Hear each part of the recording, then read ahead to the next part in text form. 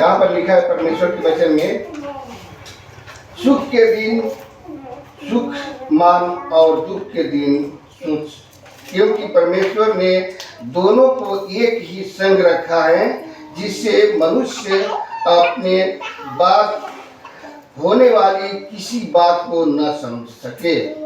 वाली पढ़ाई सुनाई पर प्रभु हम सभी को आशीष करें। आइए छोटा सा प्रे करेंगे। Hallelujah hallelujah hallelujah. सर्वशक्तिमान परमेश्वर आपको लाख लाख धन्यवाद देता हूँ जो इस समय में वचन सुनाने के लिए नियुक्त किया गया है प्रभु, उसके लिए भी आपको करोड़ करोड़ धन्यवाद देता हूँ। मैं निर्बुद्धि हूँ, बुद्धि दिए, मैं अज्ञानी ज्ञान विद्या दिए, ताकि आपके दिए हुए ज्ञान के द्वारा आपके वचन को सुना सकें।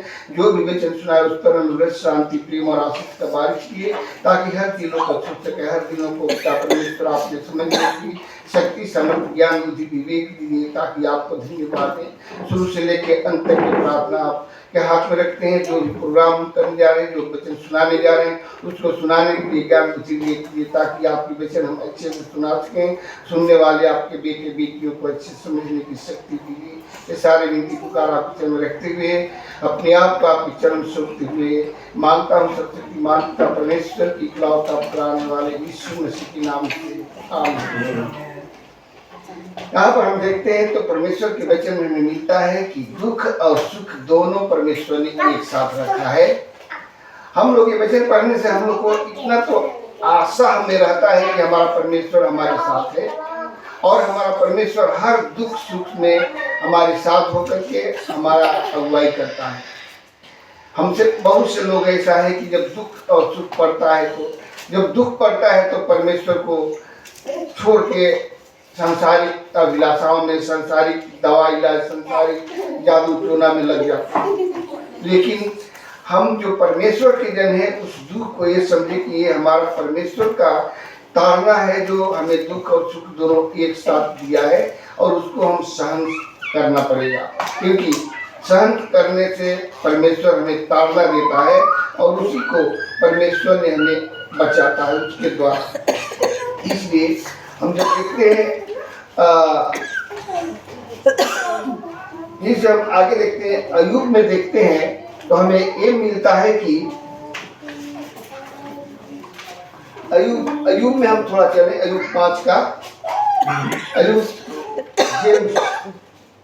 5 में हम देखते हैं, 5 का 17 और 18 देखते हैं, तो हमें क्या मिलता है वहां पर। आप लोग बाइबल निकालिए, 5 का 17 और 18 क्या मिलता है। देख क्या ही धन्य है वह मनुष्य जिस परमेश्वर ताड़ना देता है, इसलिए तू सर्वशक्तिमान की ताड़ना को तुच्छ मत जान। हालेलुया। धन्य है वे जो कि जिसको परमेश्वर ने ताड़ना देता है। धन्य है वो मनुष्य जो परमेश्वर के ताड़ना से खुश रहता है। धन्य है वो मनुष्य जो परमेश्वर की इस ताड़ना को आदर करता है। धन्य है वो मनुष्य जो परमेश्वर पर विश्वास करता है। इसलिए यहाँ पर परमेश्वर के वचन में लिखता है कि धन्य है, यहाँ पर धन्य लिखता है, क्योंकि परमेश्वर के वचन में धन्य मिलता है। देख क्या ही धन्य है वह मनुष्य जिसको परमेश्वर ताड़ना देता है। क्यों ताड़ना देता है? इसलिए ताड़ना देता है कि परमेश्वर उससे प्रेम करता है। इसलिए ताड़ना देता है कि कहीं हम उसको बहुत खुशी दे देने के बाद वो हमको कहीं भूल न जाए। इसलिए परमेश्वर एक पिन रखता है जिससे कि हमको उससे टच करके हमें जगाता है। वो जगाने का मतलब ताड़ना। इसलिए हम उस ताड़ना को, यहाँ पर परमेश्वर बोलता है, परमेश्वर इसलिए तुम सर्वशक्तिमान की ताड़ना को तुच्छ मत जान। वो ताड़ना को मामूली बात मत सोच, वो बहुत बड़ा है और बहुत वो परमेश्वर की तरफ से है। इसलिए उसको हम इज्जत करके उसको हम इज्जत करते हैं। परमेश्वर जो भी आप दिए हैं यही आप ही दिए हैं और आप ही इसको खत्म करेंगे। परमेश्वर पर विश्वास में रखना है। फिर से देखते हैं 18 में, क्योंकि वही घायल करता है और वही पट्टी बांधता है। क्योंकि जब परमेश्वर ताड़ना देता है तो ताड़ना के हिसाब से हमें उसको चंगाई करके, उसको पट्टी बांध करके हमें उसको चंगाई दे करके हमें खुश करता है। क्यों? क्योंकि जब हम परमेश्वर की ताड़ना से खुशी होते हैं, जब हम परमेश्वर की ताड़ना को मानते हैं, जब हम परमेश्वर की ताड़ना को समझ जाते हैं कि ये हमारे परमेश्वर का ताड़ना है, तो हम उससे घबराना नहीं है। अगर हम घबरा जाएंगे तो उसके ताड़ना से हम डर गया और हम परमेश्वर से दूर हो जाते हैं। इसलिए ताड़ना को समझे कि ये हमारा परमेश्वर का ताड़ना है जो हमें प्रेम से दिया है, इसको हम अपनाएं, क्योंकि परमेश्वर बोलता है कि वही घायल करता है और वही पट्टी बांधता है। हमें जिस दुख तकलीफ से वो हमें निकाल रखा है, उस दुख तकलीफ को चंगाई दे करके हमें पट्टी बांध करके उस घाव को चंगाई करता है। आमीन, हालेलुया, आमीन। इसलिए सर्वशक्तिमान को तुच्छ मत जान, क्योंकि वही घायल करता है और वही हमें पट्टी बांधता है, वही मारता है और वही अपने हाथों से चंगा भी करता है। प्रेज करो, वही सब कुछ करता है। इसलिए परमेश्वर की ताड़ना को हम कभी ये न माने कि ये परमेश्वर के ताड़ना नहीं है, ये हमें परमेश्वर प्रेम नहीं करता है इसलिए हमको ये ताड़ना मिला है या हमें दुख मिला है।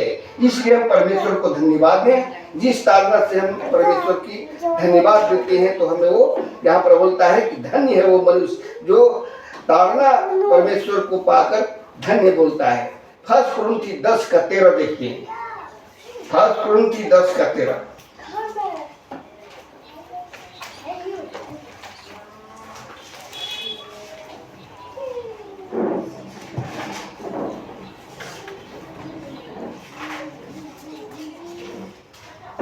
में हमको मिलता है, तुम किसी ऐसी परीक्षा में नहीं पड़े जो मनुष्य के सहने से बाहर है। हालेलुया, आमीन। इसलिए परमेश्वर जो ताड़ना देता है, वो ताड़ना हमको सहने से बाहर नहीं देगा। वो हमें वो ताड़ना से इसलिए बाहर नहीं देगा क्योंकि हम उसको सह सकेंगे, उतना ही वो हमको ताड़ना देगा, सहने से बाहर नहीं देगा। इसलिए यहाँ पर लिखता है, तुम किसी ऐसी परीक्षा में नहीं पड़े जो मनुष्य के सहने से बाहर है। परमेश्वर सच्चा है और वह तुम्हें सामर्थ्य से बाहर परीक्षा में से पढ़ने देगा। सामर्थ्य से बाहर परमेश्वर इतना ताड़ना देगा, इतना दुख देगा, फिर भी उसको सहने का शक्ति भी हमें देगा। हालेलुया, आमीन। वो यहाँ पर बोलता है कि समर्थ से भी बाहर मतलब हमारे सहने से भी बाहर देगा, लेकिन ऐसा नहीं देगा कि हम होपलेस हो जाए, ऐसा नहीं देगा। वो यहाँ पर यह बोलता है समर्थ से बाहर परीक्षा में न पढ़ने देगा। समर्थ सहने से बाहर हमको समर्थ कितना देगा कि उसको हम सह सके, और परीक्षा के साथ निकासी भी करेगा कि तुम सह सको। उस परीक्षा से निकालने का शक्ति परमेश्वर रखता है, जितना कि वो दे सकता है और वो परीक्षा से निकाल सकता है। इसलिए परमेश्वर की उस ताड़ना को हम हमेशा अपने दिल में रखें, अपने मन में रखें कि हमारा ये जो ताड़ना है, हमारा ये दुख है, ये तकलीफ है, ये परमेश्वर की तरफ से है, और हम इसको परमेश्वर के एक प्रसाद समझ के, परमेश्वर के एक आज्ञा समझ के इसको हम ग्रहण करके रखें। हालेलुया, क्योंकि अगर हम उसको ग्रहण नहीं करते हैं तो परमेश्वर हमें केस करता है। इसलिए उस केस के हमें परमेश्वर तभी खुश होगा जब उसके उस ग्रहण को परीक्षा को हम अपने आप को अपनाएं उसको, ताकि परमेश्वर समझे कि हमारे दुख देने पर भी ये खुशी से उस दुख को अपना लेता है। हालेलुया।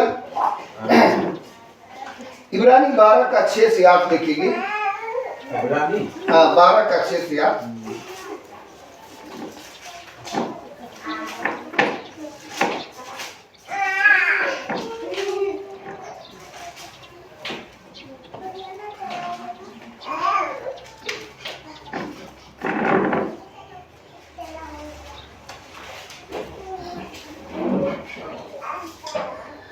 इब्रानी 12:6-8 देखेंगे। इसमें हमें क्या मिलता है, क्योंकि प्रभु जिसे प्रेम करता है उसको ताड़ना भी देता है, और जिसे पुत्र बना लेता है उसको कोड़े भी लगाता है। हालेलुया।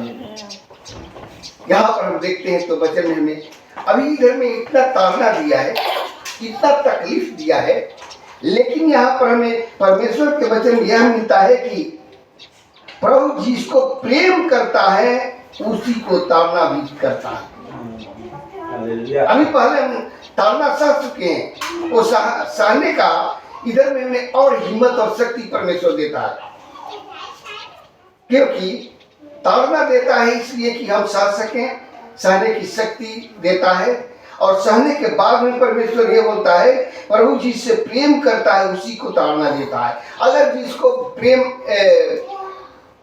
ताड़ना नहीं देता है, जिसको बीमार नहीं होता है, जिसको तकलीफ नहीं होता है, जिसको परेशानी नहीं होता है, जिसको टेंशन नहीं होता है, उससे परमेश्वर प्रेम नहीं करता है। हालेलुया। क्यों? क्योंकि ये सहने की शक्ति हम सबको परमेश्वर देता है, क्योंकि सहने की शक्ति देता है कि वो सह सके, हम इधर में परमेश्वर के ताड़ना को सह करके और इधर में उसके प्रेम को समझे। कोई भी आदमी बोलता है बीमार नहीं होता है, इसका मतलब बीमार नहीं होता है, इसका मतलब समझ लो धीरे धीरे तू परमेश्वर से दूर हो रहा है। अगर जिसको बीमार होता है, जिसको तकलीफ होता है, जिसको ताड़ना होता है, जिसको टेंशन होता है, जिसको प्रॉब्लम होता है, उसको परमेश्वर चुना है, ये समझ लेना। हालेलुया। क्योंकि वो ताड़ना देख करके अपने जन को टेस्ट करता है और टेस्ट करके वो अपने जन को आगे बढ़ाता है। हालेलुया। इसलिए हम वो ताड़ना को अपना परमेश्वर के हाथ में रखें। जिसे में मिलता है जिसे पुत्र बना देता है उसी को कोड़े भी लगाता है। हालेलुया। जिससे प्रेम करता है, अगर हम अपने बच्चों को अगर डांटते नहीं है, कभी कभी मारना भी है, क्योंकि अगर हम नहीं ऐसा करेंगे तो अपने मन से वो चलना शुरू कर देगा। इसलिए परमेश्वर हमें कोड़ा मारने का मतलब वही है जो हमें ताड़ना देता है, जो एक पिन रहता है उसे चुभा देता है, उससे दर्द होना शुरू हो जाता है। हालेलुया। इसलिए उस दर्द को हम समझना है कि परमेश्वर जो दर्द दिया है ये हमारे लिए ताड़ना है। हालेलुया। फिर साथ में देखते हैं, तुम दुख को ताड़ना समझकर सह लो, परमेश्वर तुम्हें पुत्र जानकर तुम्हारे साथ बर्ताव करता है। और कौन सा पुत्र है जिसकी ताड़ना पिता नहीं देता हो। हालेलुया। अगर जो पिता प्रेम करता है अपने बच्चों से, उस बच्चों को संभालना बहुत जरूरी है। कभी कभी मारना भी पड़ता है, कभी डांटना भी पड़ता है, कभी प्रेम भी करना पड़ता है, क्योंकि हम इतना बच्चे को अपने नहीं मार देंगे कि वो मर जाए या वो टूट जाए हाथ पैर, ऐसा नहीं करेंगे। जितना भी करेंगे उसको सेव के लिए करेंगे, केवल उसको कोई हानि पहुंचाने के लिए नहीं करेंगे। उसी तरह परमेश्वर ने हमें कोई हानि पहुंचाने का नहीं चाहता है। वो चाहता है कि हमारा बच्चा हमारे शब्दों पर चले, हमारे नियमों पर चले, हमारे कानून पर चले, हमारे ऑर्डर पर चले। तो उससे क्या होता है, माँ पिता दोनों खुश होता है। और अगर वो नहीं चलेगा तो डांटेगा, अगर डांट से नहीं मानेगा तो उसको मारना भी पड़ेगा। उसी तरह परमेश्वर यहाँ यह बोलता है कि ताड़ना पिता देता है। कौन पिता नहीं है कि अपने बच्चों को ताड़ना नहीं देता है। ये संसारिक में भी देखो तो ताड़ना देना जरूरी है। प्रेम करता है, बिना प्रेम का कोई नहीं है। अपने बच्चों से प्रेम करता है, लेकिन इतना प्रेम नहीं कर दे कि वो अपने रास्ते चलते रहे, बदल जाए, ऐसा नहीं करना है। 8 में देखते हैं, यदि ताड़ना जिसके भागी सब होते हैं तुम्हारी नहीं हुई तो तुम पुत्र नहीं देखो। ताड़ना सबको होता है। अगर तुम्हारे पास कोई ताड़ना नहीं मिला, कोई तकलीफ नहीं मिला, कोई बीमार नहीं मिला, कोई प्रॉब्लम नहीं हुआ तुम्हारे फैमिली में, तुम्हारे बच्चों में, तुम्हारे शरीर को संबंध में, कुछ शरीर के पार्ट में बीमारी या कुछ भी अगर नहीं हुआ तो यहाँ पर बोलता है कि तुम पुत्र नहीं हो, क्योंकि तुम्हारे पास कोई दुख है ही नहीं। तुम परमेश्वर को नहीं जानेगा, नहीं समझेगा। अगर हमारे बच्चों को भी हम नहीं मारेंगे, उसको नहीं डांटेंगे तो वो लापरवाही कर देगा। उसी तरह परमेश्वर ने हमें लापरवाही करके छोड़ देगा। क्यों? जैसे हम उस दिन एक सवाल पूछा था कि मत्ती से लेकर और मीका था, इसके बीच में 400 साल क्यों फ्री रह गया? इस बात को याद कीजिए। इस बात को याद इसलिए करना पड़ता है कि उसी तरह परमेश्वर छोड़ दिया। जाओ, वो 400 साल में क्या क्या बीता था ना, उसी तरह अगर हम उससे दूर हो जाएंगे तो उसे ही हमें परमेश्वर छोड़ देगा। जाओ, तू अपना रास्ता देखो, हम अपने रास्ता पर हैं। इसी तरह परमेश्वर को उतारना हमें हमेशा सहना पड़ेगा। इसलिए तुम नहीं, पुत्र नहीं, बेविचार की संतान ठहरे। यहाँ पर यह भी बोलता है कि तुम सही माँ पिता का बच्चा नहीं, तुमको अलग से तुम हो, तुम्हारा खून अलग है, तुम्हारा व्यवहार अलग है, तुम्हारा दिमाग अलग है, ये बात आ जाता है। इसलिए फिर से आगे बढ़े, यशायाह 30 का 18 to 22।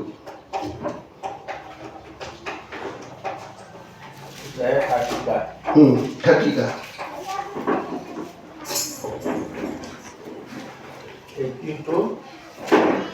18 to 22।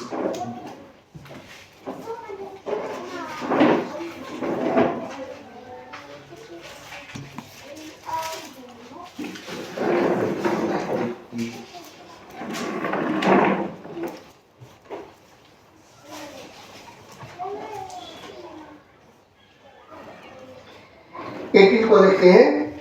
तो अभी यहोवा इसलिए विलंब करता है कि तुम पर अनुग्रह हो करें, और इसलिए ऊंचे उठेगा कि तुम पर दया करें, क्योंकि यहोवा न्यायी परमेश्वर है।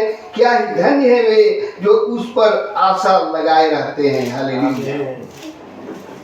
यहाँ पर परमेश्वर के वचन में हमें यह मिलता है कि तो भी यहोवा इसलिए विलंब करता है। अब देखिए, हम लोग इस संसार में रहने से जल्द से हमें अमीर बनना है, जल्द से हमें बिल्डिंग बनाना है, गाड़ी लेना है, खेती लेना है, हमें पैसा चाहिए बोल के हम अपने आप में सोचते हैं। लेकिन परमेश्वर यहाँ क्या बोलता है? इसलिए विलंब करता है यहोवा, इसलिए विलंब का मतलब देरी करता है। क्यों देरी करता है? कि तुम पर अनुग्रह हो। जब तक तुम्हारे ऊपर अनुग्रह नहीं होगा तब तक तुम्हें कोई प्राप्त नहीं हो पाएगा। परमेश्वर का अनुग्रह की जरूरत है। अगर परमेश्वर का अनुग्रह है हमारे ऊपर तो हमारे पास सब कुछ है। इसलिए यहाँ पर बोलता है तो भी यहोवा इसलिए विलंब करता है कि तुम पर अनुग्रह हो, और इसलिए ऊंचे उठेगा कि तुम पर दया करे। अनुग्रह जब दया करेगा तभी अनुग्रह करेगा हमारे ऊपर, और अनुग्रह करेगा तब हमको ऊंचे पर उठा देगा। हालेलुया। बिना अनुग्रह के हमें और दया के हमें ऊपर नहीं उठ सकते हैं, बिना परमेश्वर के दया के। इसलिए परमेश्वर के दया हमारे लिए अनुग्रह है। परमेश्वर के दया हमारा जिंदगी है। परमेश्वर के दया हमारा संसार है। परमेश्वर के दया हमारा सब कुछ है, और उसका अनुग्रह हमें प्राप्त करना है। वो अनुग्रह हम प्राप्त कर लेते हैं तो हमारा सब कुछ एकदम कंप्लीट है। इसलिए क्योंकि यहोवा न्यायी परमेश्वर है, क्या ही धन्य है वे जो उस पर आशा लगाए रहते हैं। हालेलुया। परमेश्वर एक बहुत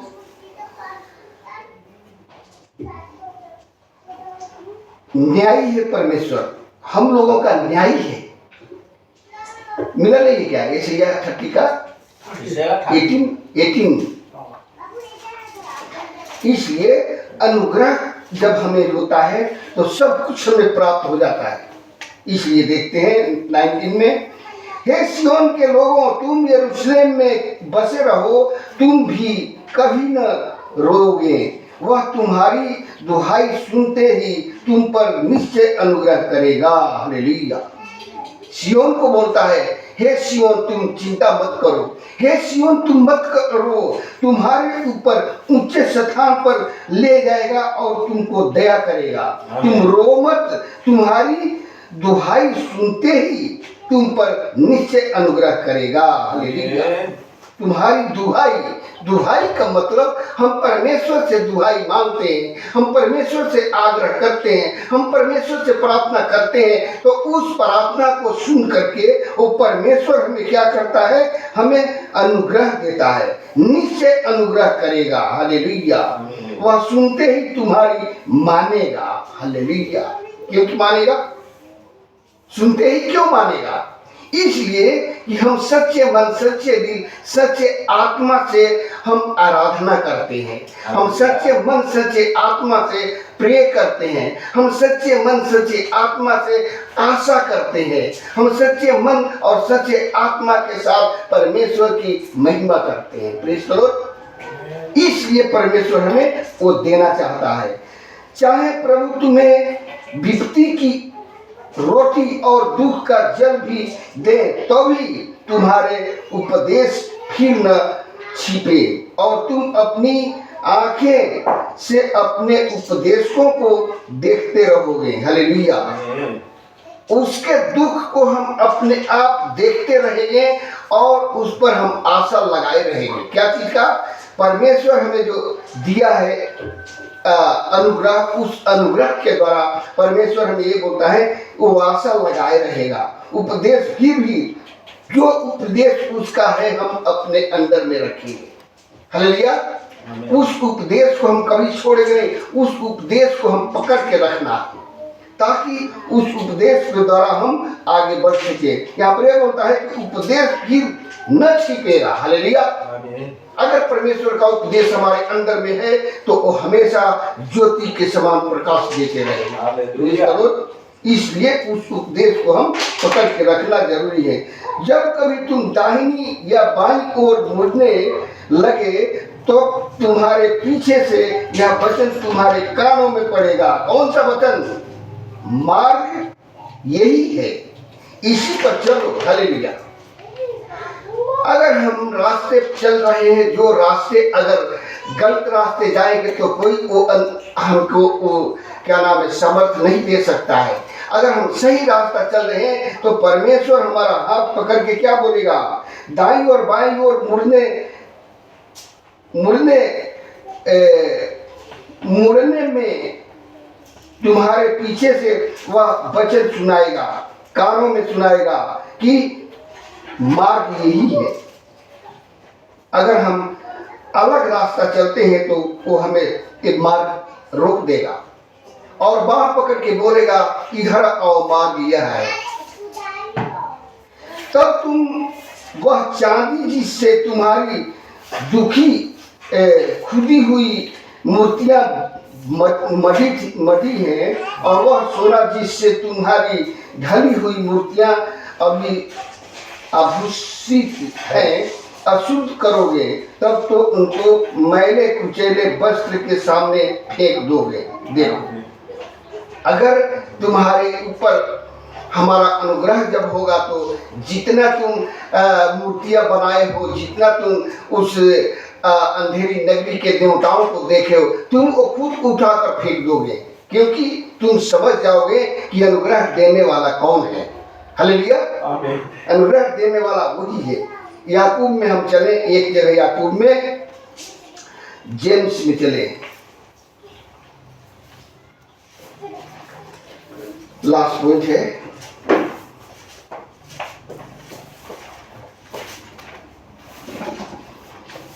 याकूब 1:12 देखेंगे, याकूब 1:12 देखेंगे, जेम्स 1:12। धन्य है वह मनुष्य परीक्षा में स्थिर रहता है, क्योंकि वह खरा निकलकर जीवन का मुकुट पाएगा। हालेलुया। अगर हम परमेश्वर का परीक्षा में जब हम पढ़ते हैं और उसको हम अपना लेते हैं तो परमेश्वर हमें यह बोलता है कि वो क्या पाएगा? जीवन का मुकुट पाएगा। हालेलुया। जिस प्रतिज्ञा प्रभु ने अपने प्रेम करने वालों से की है, जिसको परमेश्वर ने अपने प्रेम करने वालों को दिया है, वही धन्य है जो कि वो परीक्षा में पास हो जाएगा और वो जीवन का मुकुट पाएगा। उसके जीवन में कोई घटी कमी नहीं होगा। इसलिए परमेश्वर के जो ताड़ना है उस ताड़ना में हम खुश रहें, परमेश्वर के ताड़ना में हम हमेशा धन्यवाद दें। परमेश्वर जिसको ताड़ना देता है उसी से प्रेम करता है। ये बाइबल पढ़ाई सुनाई पर प्रभु हम सभी को आशीष करें। आइए छोटा सा प्रे करेंगे। Hallelujah hallelujah. सर्वश्रेष्ठ परमेश्वर आपको लाखों लाख धन्यवाद देता हूँ जो शुरू से लेकर अंत तक हमारे साथ रहे। जो भी हम बोले हैं आपने बोलने की शक्ति सामर्थ्य दिया, इसके लिए करोड़ करोड़ धन्यवाद देता हूँ। इतने हमारे आपके बेटे बेटी यहाँ पर जो पिता परमेश्वर वचन सुने हैं, हमें आशा ही नहीं बल्कि पूर्ण विश्वास से उनको समझने की शक्ति सामर्थ्य ज्ञान बुद्धि विवेक दिए, ताकि उस वचन को पालन करें, ग्रहण करें और विश्वास करें। ये सारी विधि पुकार आपके चरण रखते हुए मांगता हूँ सर्वशक्तिमान पिता परमेश्वर की इकलौता पुत्र आने वाले यीशु मसीह के नाम से आमीन। सबको जय मसीह।